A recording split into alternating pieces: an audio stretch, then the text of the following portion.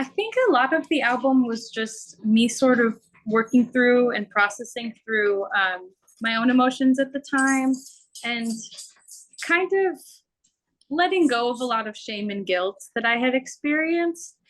And now looking back, I would say a big thing for me is kind of almost feeling disconnected to the songs in a way. Okay.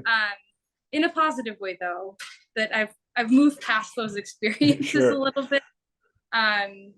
So it kind of feels like, I don't know, like pages in a diary from Okay. a year from the pandemic, kind of just some diary pages from that time.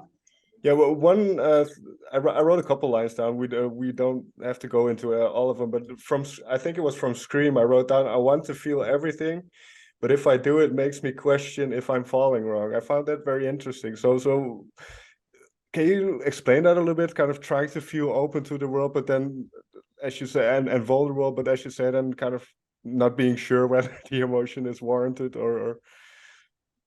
Totally. I think that lyric and a lot of lyrics on the album are kind of talking about how, I don't know, my own personal relationship with my mental health that at the time was not very good. Okay. And kind of still wanting to put on a smile and be perceived a certain way in the world, and kind of navigating you know, what degree of being emotional is appropriate in day to day. And I do think I was feeling a bit of shame and guilt around